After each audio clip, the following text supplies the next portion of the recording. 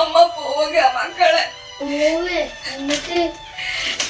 ഉമ്മാന്റെ കുട്ടിയാള് വന്നൊന്ന് കണ്ടിട്ട് പോകാന്ന് വിചാരിച്ചതാ.